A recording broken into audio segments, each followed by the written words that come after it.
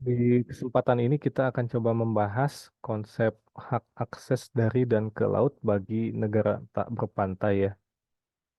Waktu di pertemuan sebelumnya saya pernah menyampaikan bahwa nggak semua negara itu punya pantai gitu ya, atau karena dia tertutup landlocked oleh daratan, daratan yaitu daratan negara lain gitu ya. Jadi dia terhimpit sehingga dia nggak punya laut. Persoalan yang kemudian muncul adalah bagaimana hukum laut internasional yang diatur di dalam Konvensi Hukum Laut itu mengatur mengenai persoalan ini gitu ya.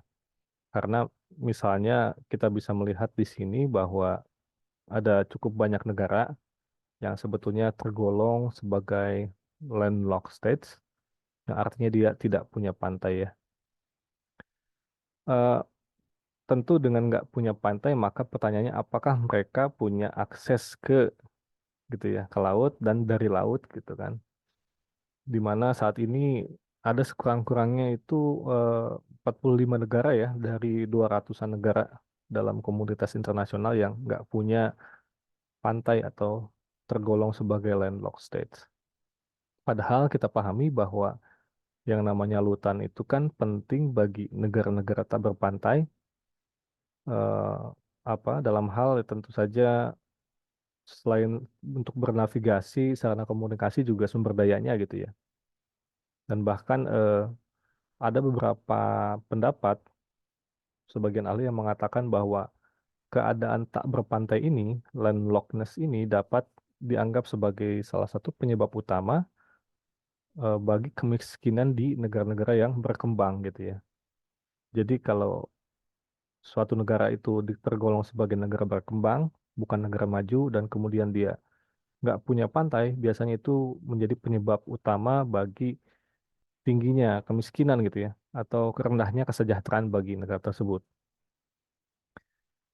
Itu di satu sisi ya faktanya. Di sisi lain, kalau kita melihat di dalam pembukaan UNCLOS di Konvensi Hukum Laut, itu dikatakan bahwa eh, instrumen ini tuh hendak melindungi kepentingan dan kebutuhan umat manusia secara keseluruhan dan khususnya katanya ya, kepentingan dan kebutuhan khusus negara-negara berkembang, baik negara berpantai maupun negara tak berpantai.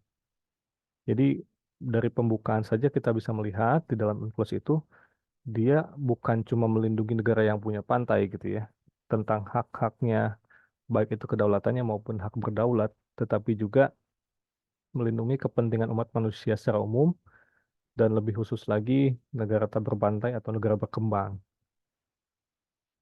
Oke, itu latar belakangnya ya.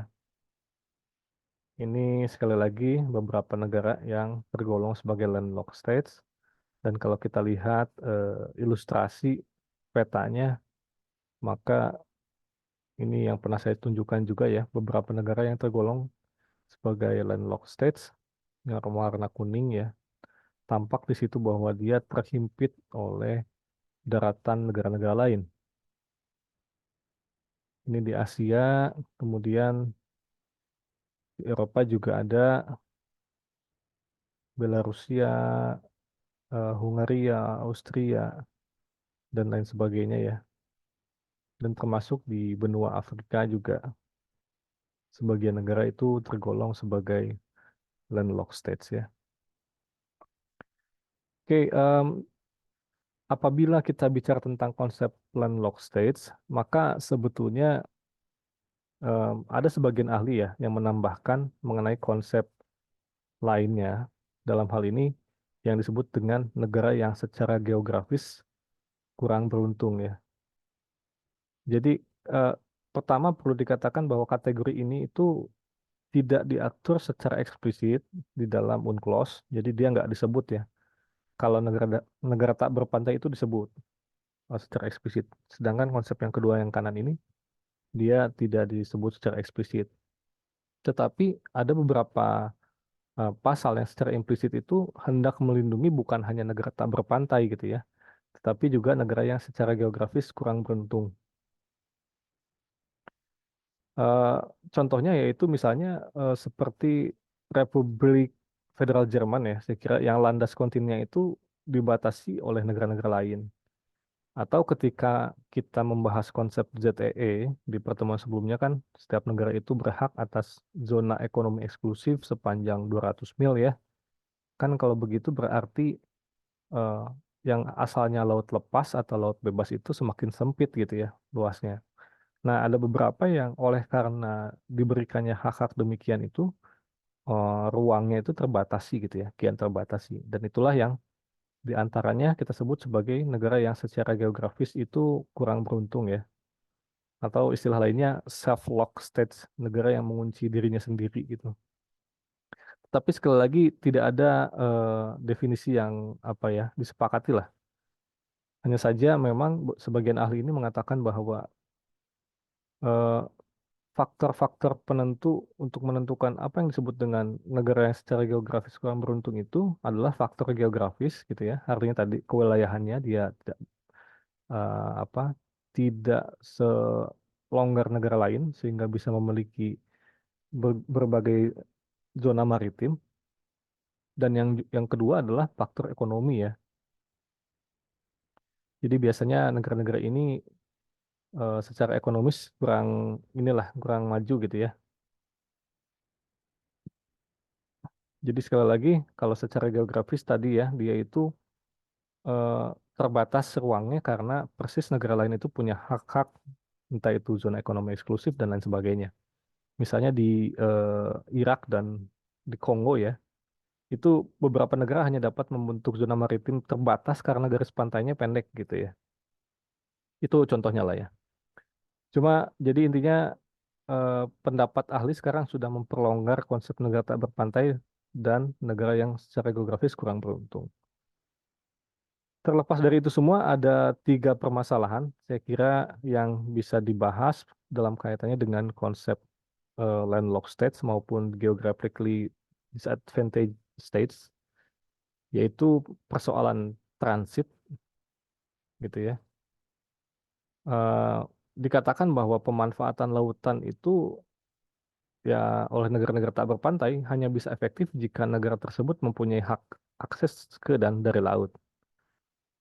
Artinya kalau kita ingin bicara tentang akses ke dan dari laut itu, maka mengandaikan adanya konsep kebebasan transit melalui negara-negara yang wilayahnya terpisah dari laut gitu ya. Jadi maksudnya kan tadi si landlocked states itu dia terhimpit oleh negara lain, maka untuk bisa mengakses ke laut ya tentu harus boleh atau harus memiliki kebebasan transit. Yang dimaksud dengan kebebasan transit nanti kita akan lihat definisinya cuma secara sederhana bahwa dia dapat melalui negara lain itu ya yang menghubungkannya atau berada di antara laut dan si landlocked states. Jadi dia bisa ikut nyebrang lewat negara itu sampai ke pelabuhan misalnya gitu ya untuk berlayar atau menerima apa pengangkutan barang dan seterusnya lah. Jadi sekali lagi bukan cuma ke laut itu kan bukan cuma persoalan berlayar, tapi juga persoalan apa itu berdagang ya. Kadang-kadang banyak sekali pengangkutan barang yang dikirimkannya itu ke pelabuhan kan. Maka untuk itu negara-negara landlocked states itu membutuhkan akses tersebut. Itu yang dimaksud dengan kebebasan transit. Tentu yang kedua adalah kebebasan bernavigasi ya. Bernavigasi ini maksudnya berlayar gitu kan. Maka tentu saja tetap mengandaikan yang pertama tadi. Jadi konteksnya kalau kita membayangkan dalam hukum laut biasanya acuannya ke kebebasan bernavigasi which is yang mana gitu ya. Tentu saja penting karena nanti di sana negara-negara landlocked states bisa berlayar terus kemudian melakukan apa memancing ikan dan lain sebagainya. Tetapi itu kan mengandaikan adanya kebebasan transit. Dan ketiga tentu saja bernavigasi ini bukan cuma sekedar melakukan eksplorasi saja, melainkan juga melakukan eksploitasi ya atau pemanfaatan laut.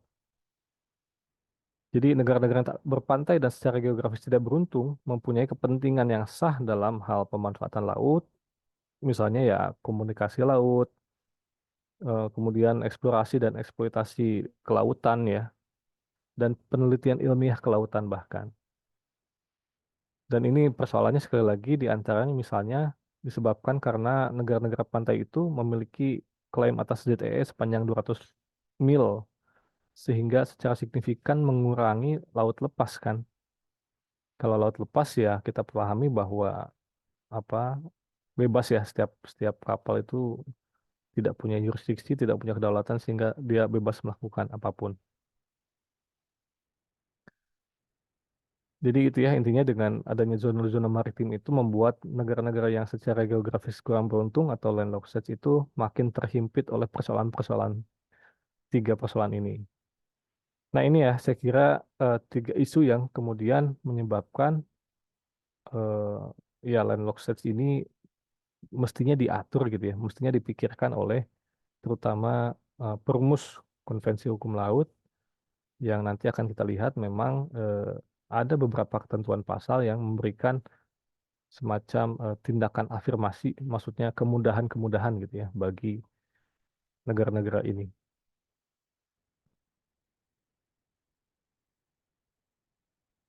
Ini definisinya ya, kalau kita melihat di dalam UNCLOS, Konvensi Hukum Laut 1982, di pasal 124 itu dijabarkan ya mengenai definisi-definisi yang sifatnya operasional.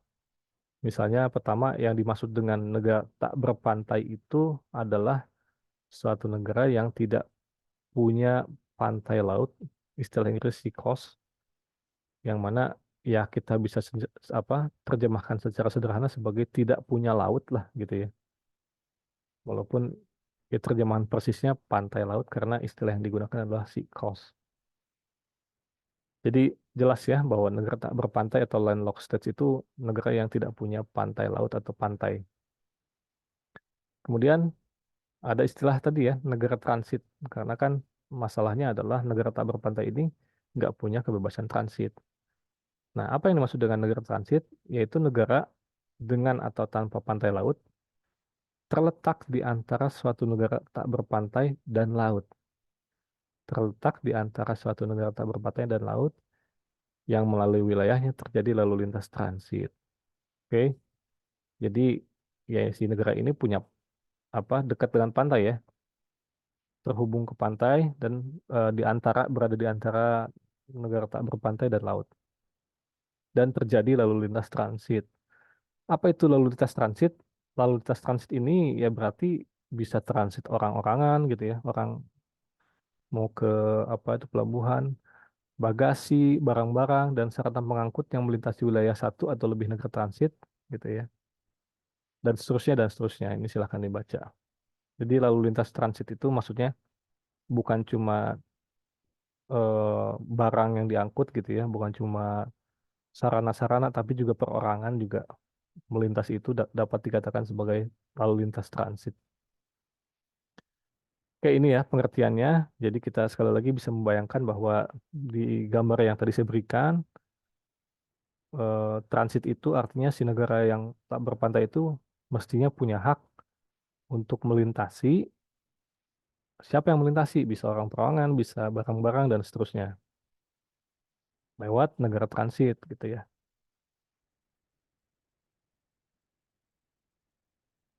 Oke, nah ini mengenai kebebasan transit itu diatur di dalam pasal 125, ada tiga poin yang diutarakan ya. Pertama, dikatakan bahwa negara tak berpantai mempunyai hak akses ke dan dari laut untuk tujuan melaksanakan hak-hak yang diatur dalam konvensi ini, termasuk hak-hak yang berkaitan dengan kebebasan laut lepas dan warisan bersama umat manusia. Untuk mencapai tujuan ini, negara-negara tak berpantai harus menikmati kebebasan transit melalui wilayah negara transit dengan segala sarana transportasi. Oke, jadi di satu sisi kita bisa melihat bahwa secara eksplisit kebebasan transit itu diakui ya.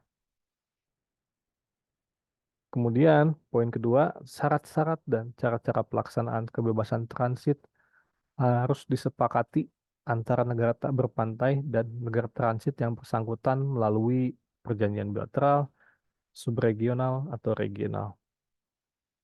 Jadi, poin kedua ini mengatakan bahwa, oke, pasal pertama mengatakan setiap negara punya kebebasan transit, tapi di poin keduanya, negara tak berpantai dan negara transit itu harus menyepakati gimana cara pelaksanaannya gitu ya, teknisnya seperti apa, dan syaratnya apa gitu ya. Nah, ini harus disepakati. Kemudian di pasal ketiga, negara-negara transit dalam melaksanakan kedaulatan penuhnya atas wilayahnya mempunyai hak untuk mengambil semua tindakan yang diperlukan untuk menjamin bahwa hak-hak dan fasilitas-fasilitas yang diatur dalam bagian ini bagi negara-negara tak berpantai tidak melanggar kepentingan sah mereka. Jadi maksudnya di satu sisi oke, kita mengakui adanya hak transit bagi negara tak berpantai yang mana itu harus disepakati gimana syarat-syarat dan pelaksanaannya. Di sisi lain, negara transit itu punya kedaulatan penuh kan atas wilayahnya, gitu ya. Sehingga dia bisa menetapkan gitu semua tindakan yang diperlukan katanya bahwa kepentingan mereka itu nggak terlanggar. Nah, di sini kita bisa melihat bahwa ada semacam tegangan kepentingan ya. Di satu sisi kan tadi ya, yang punya wilayahnya itu negara transit, yang punya daratan untuk dilalui bagi oleh si negara tak berpantai. Masalahnya kan kedaulatan negara itu atas wilayahnya itu kan apa itu mutlak gitu ya, absolut gitu katakanlah. Sehingga kepentingan sah mereka itu harus dapat terlindungi dan itu karenanya di pasal kedua harus disepakati nih cara-cara pelaksanaan dan syaratnya. Oke. Di sisi lain, si negara tak berpantai punya kebebasan transit menurut pasal 125. Nah, persoalannya kemudian kalau kemudian kita katakan ini harus disepakati menurut pasal 2 ini ya, apa? Pasal 125 ayat kedua, katanya kan harus disepakati syarat dan pelaksanaannya. Terus kemudian kata ayat ketiganya ada kedaulatan negara transit. Pertanyaannya bagaimana apabila tidak ada kesepakatan gitu ya? Bagaimana jika negara transit itu kan dia berdalih, ya kita nggak bersepakat tentang syarat dan cara-caranya. Katakanlah syaratnya tidak dipenuhi gitu ya. Atau bahkan perjanjian ini tidak disepakati gitu ya. Apakah pertanyaannya kemudian negara tak berpantai ini punya kebebasan transit nggak gitu kan? Nah jadi ini ya pertanyaannya bagaimana jika kebebasan transit tidak disepakati? Nah dikatakan bahwa benar hak akses dari dan ke laut itu dikualifikasi dalam ayat kedua tentang adanya syarat-syarat dan cara-cara untuk melaksanakan kebebasan transit, yang mana dia itu harus diatur dalam suatu perjanjian yang sifatnya khusus ya, dengan si negara transit itu, baik yang bilateral maupun regional dan subregional gitu kan. Tapi, sekalipun demikian, harus ditekankan bahwa kebebasan transit itu tidak bergantung pelaksanaannya pada kesepakatan khusus dan juga tidak diberikan atas dasar timbal balik. Maksudnya begini, UNCLOS itu memerintahkan kedua negara tadi ya, negara transit dan negara tak berpantai itu harus sepakat gitu kira-kira. Jadi bukan artinya sok kalian sepakati dulu. Kalau nggak sepakat ya udah nggak berarti nggak ada hak negara transit gitu ya. Apa nggak ada kebebasan transit. Tidak begitu. Tapi yang ada si UNCLOS ini menurut pendapat kebanyakan ahli dia itu memerintahkan karena ini sejalan dengan poin pasal satu bahwa pasal satu bilang ada kebebasan transit. Oke, di pasal apa ayat keduanya baru ada syarat-syarat dan cara pelaksanaan. Tapi ini harus disepakati gitu ya. Jadi dia memerintahkan harus disepakati. Bukan artinya yang poin ayat pertama itu tergantung kepada syarat-syarat di ayat kedua gitu ya. Artinya kalau nggak disepakati berarti nggak ada kebebasan transit. Tidak demikian menurut eh, mayoritas ahli. Nah, apalagi gini ya, bagaimana jika kebebasan transit itu dilarang oleh negara transit? Tadi kita melihat bahwa pasal 125 ayat 3 membolehkan negara transit untuk mengambil semua tindakan yang diperlukan untuk melindungi kepentingan sah mereka. Tapi sekali lagi, hal ini bukan berarti negara-negara transit dapat mengambil tindakan yang secara total menolak kebebasan transit di negara-negara tak berpantai. Pertama, alasannya tadi ya, yang si ayat pertamanya memberikan kebebasan. Yang kedua, menurut kalangan ahli itu, hal ini karenanya ada prinsip itikat baik dan larangan penyalahgunaan hak sebagaimana diatur dalam pasal 300 UNCLOS. Jadi di dalam pasal 300 UNCLOS itu ada larangan penyalahgunaan hak Dan kita mengenal di dalam hukum perjanjian itu adanya prinsip intikat baik. Maksudnya, ya kalau kita membaca secara utuh pasal tadi kan jelas di pasal 125 ayat satunya memberikan hak kepada negara tak berpantai gitu ya. Maka kalau kita beritikat baik ya tetap diberikan gitu. Sekalipun di ayat keduanya dan ayat ketiganya ada ruang bagi negara transit untuk menetapkan syarat-syaratnya gitu ya. Jangan disalahgunakan untuk kemudian pakai alasan, oh kita nggak sepakat, jadinya ditolak. Nah itu menurut mayoritas ahli itu sudah mengindikasikan adanya prinsip etikat tidak baik justru ya, atau penyalahgunaan hak. Oke, lebih lanjut pasal 130 ayat 1 mewajibkan negara transit untuk mengambil semua tindakan yang diperlukan untuk menghindari penundaan atau kesulitan lain yang bersifat teknis dalam lalu lintas transit. Oke, ini menarik ya. Pasal 130 ayat 1 itu justru mewajibkan si negara transit untuk ngambil semua tindakan yang diperlukan biar nggak tertunda, biar nggak ada kesulitan teknis dalam lalu lintas transit. Kan ini makin kuat ya bahwa nggak boleh ada alasan sebetulnya untuk tidak memberikan apa kebebasan transit. Namun tentu saja di dalam praktik atau di lapangan tak dapat dipungkiri ya bahwa ada potensi timbul perselisihan antara negara tak berpantai dan negara transit tentang tadi kesepakatan tadi bisa jadi kan itu dinamis ya gitu.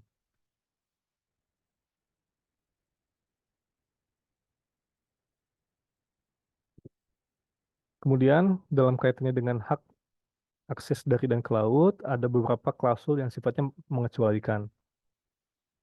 Yang pertama adalah pasal 126 mengatur pengecualian penerapan klausul negara yang paling difavoritkan terhadap ketentuan UNCLOS dan perjanjian khusus yang berkaitan dengan pelaksanaan hak akses dan ke laut.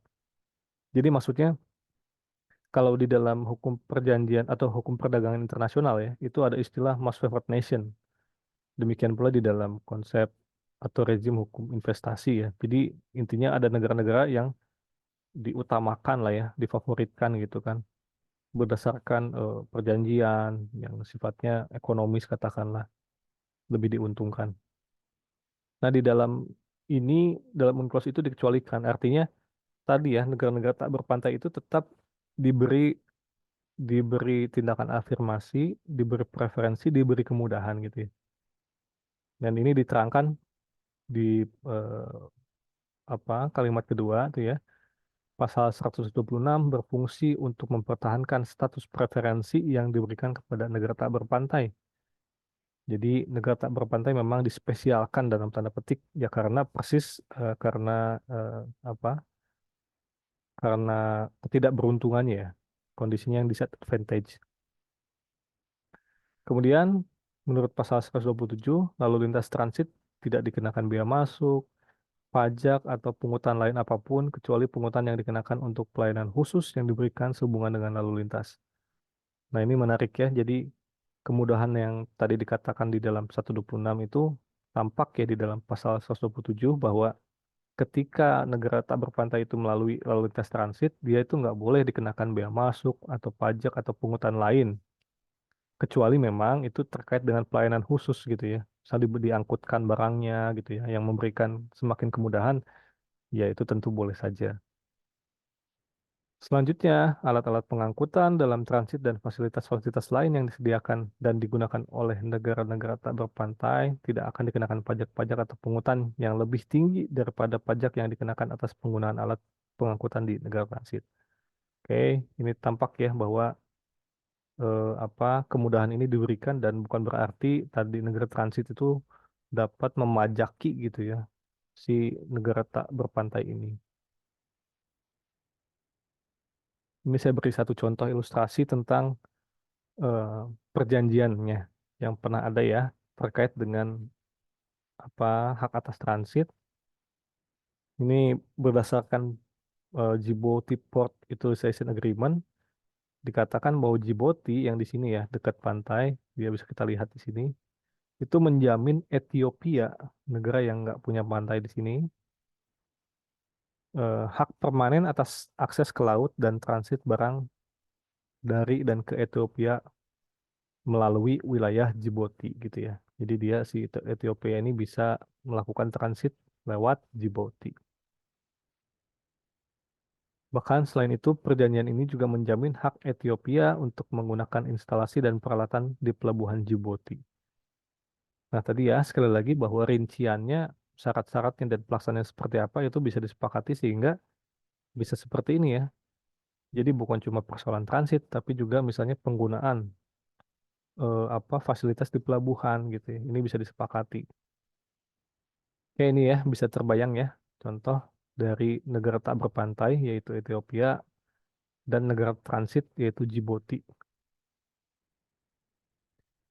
Tentu selain ini ada contoh-contoh lain ya yang bisa dibaca di antaranya misalnya apa itu framework agreement between Peru and Bolivia ya, di mana kedua negara saling mengakui hak transit bebas bagi orang gitu ya. Nah, kadang-kadang konsepnya terbatas ke subjeknya orang saja, bukan barangnya, sebagaimana terjadi di antara Peru dan Bolivia. Kemudian si ketentuan tersebut di dalam pasal 2 mengatakan bahwa Peru setuju untuk memberikan penggunaan fasilitas pelabuhan secara gratis dan akan mengembangkan resor industri dan pantai di zona bebas di pelabuhan ILO. Jadi ada selain tadi ya, hak transit seseorang, si apa fasilitas pelabuhannya diberikan secara gratis ke Bolivia. Ada pula perjanjian yang sifatnya multilateral ya. Kalau tadi kan bilateral antara dua negara, kalau multilateral berarti kan banyak negara. Ini banyak ya kalau diuraikan, maka diantaranya ada misalnya Northern Corridor Transit Agreement 1985 yang digantikan oleh Northern Corridor Transit and Transport Agreement tahun 2007. Itu dia multilateral ya. Contoh lain dari sini saya kira ada pula misalnya apa itu South African Development Community ya. Jadi perjanjian yang sifatnya regional multilateral di wilayah negara-negara Afrika. eh, Mereka itu menyusun yang disebut dengan SADC tadi ya, South African Development Community, Protocol on Transport, Communication and Meteorology in the Southern African Development Community. Jadi intinya si protokol atau perjanjian tersebut di wilayah Afrika itu mewajibkan negara-negara anggota untuk menerapkan hak negara-negara anggota yang nggak punya daratan, tadi ya, tak berpantai, untuk punya akses tanpa hambatan ke dan dari laut gitu. Itu diantaranya ya. Jadi silahkan dibaca contoh-contoh perjanjian yang memang disyaratkan oleh pasal 125 ayat 2 ya untuk pelaksanaan atau syarat-syarat bagi eh, hak dan akses ke laut gitu ya.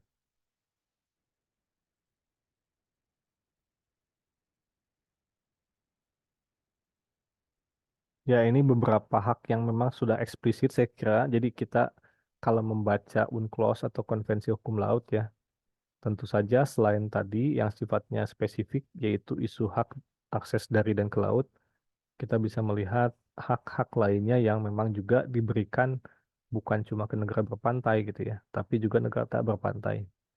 Misalnya ini ya, kebebasan bernavigasi, kita bisa melihat di dalam pasal 87 bahwa baik negara pantai maupun tak berpantai itu punya kebebasan navigasi di laut lepas. Jadi kalau udah ke laut lepas, semuanya bebas gitu ya.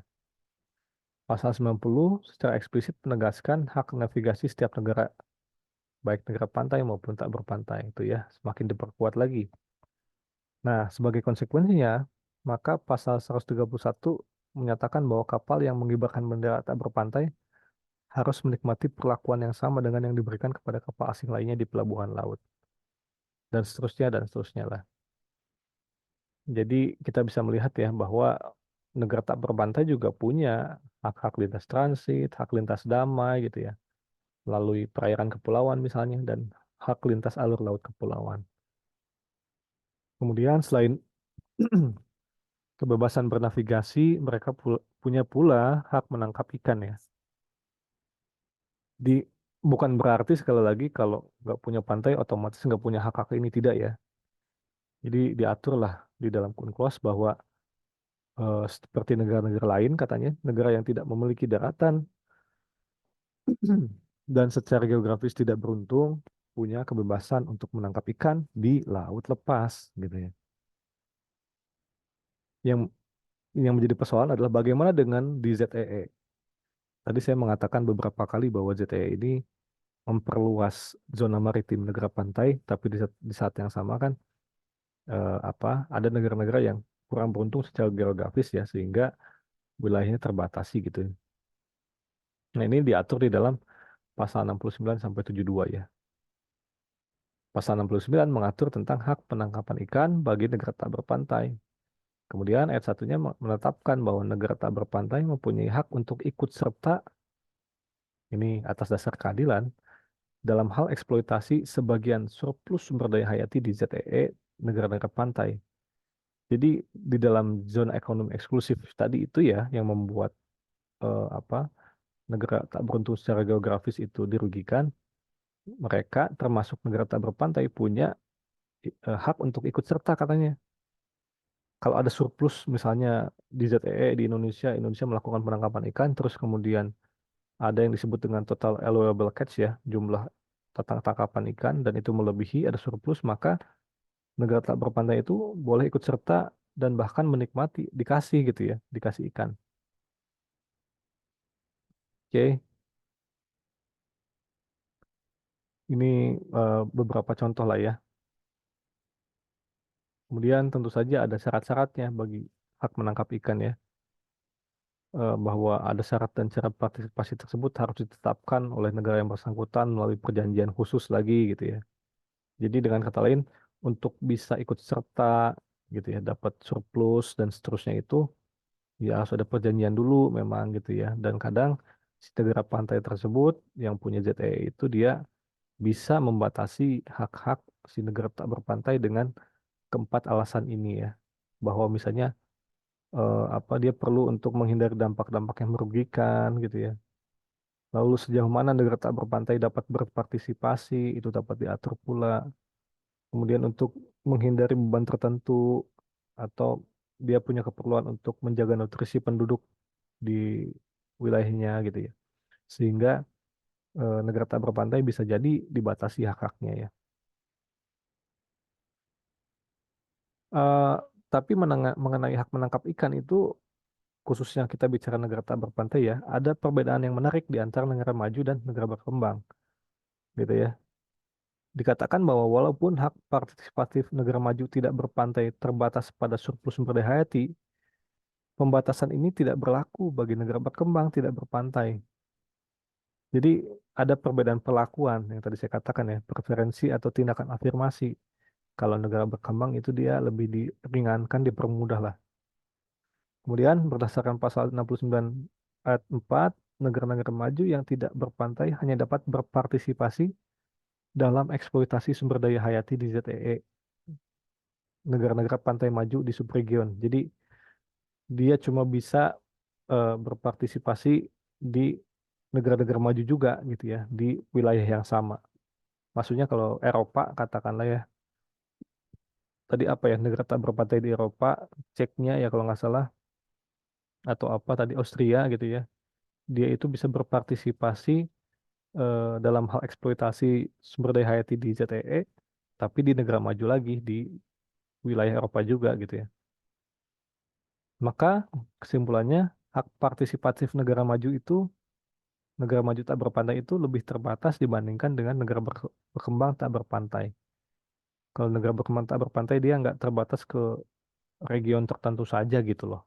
Dia bisa berpartisipasi di Eropa, Afrika, padahal dia misalnya ada di Asia gitu ya.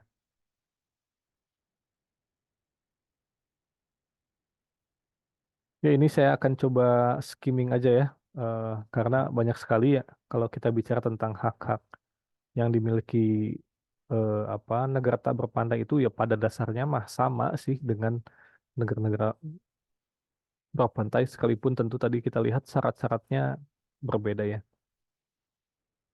Misalnya dia juga negara tak berpantai itu punya hak untuk berpartisipasi dalam melakukan eksplorasi dan eksploitasi sumber daya alam di landas kontinen gitu ya.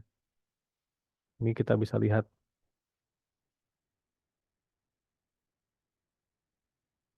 Kemudian di kawasan dasar laut, ini materi ini saya kira belum disampaikan ya. Jadi mestinya kita membahas dulu ya apa itu kawasan dasar laut yang memang dilindungi oleh rezim hukum apa warisan bersama umat manusia ya. Itu insya Allah di minggu depan ya. Tapi intinya si negara tak berpantai ini juga tetap punya hak eksploitasi sumber daya alam non hayati di laut gitu ya dalam konteks kawasan dasar laut.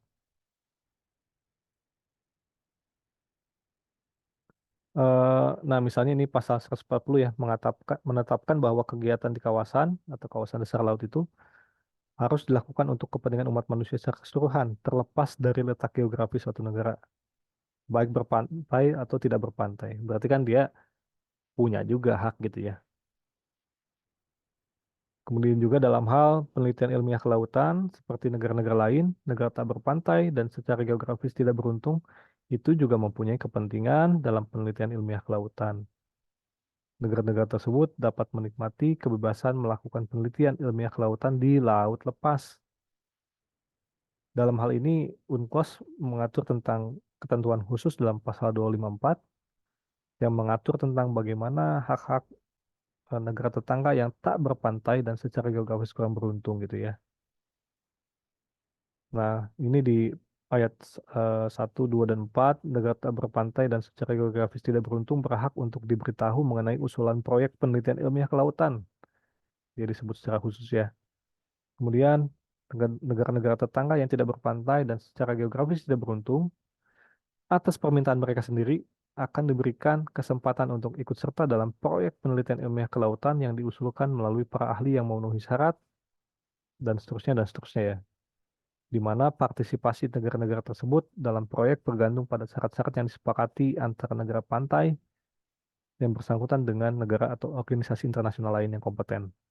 Jadi ini beberapa pasal yang secara eksplisit memang merujuk kepada negara tak berpantai di mana mereka diberikan tadi ya ke apa privilege lah karena mereka nggak beruntung dikasih privilege yaitu nanti dikasih apa diberitahu kalau ada usulan proyek penelitian gitu ya mereka dapat meminta kesempatan untuk ikut serta dalam proyek penelitian dan seterusnya ya jadi itu ya saya kira apa beberapa hak di luar dari hak akses dari dan ke laut negara-negara tak berpantai atau yang secara geografis kurang beruntung itu tetap memiliki hak dan dilindungi justru oleh UNCLOS ya. Bahkan posisinya diberikan preferensi sehingga dia tetap memiliki hak dalam eksplorasi maupun eksploitasi laut gitu ya.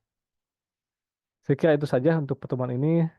Terima kasih atas perhatiannya. Wabillahi taufiq wal hidayah. Assalamualaikum warahmatullahi wabarakatuh.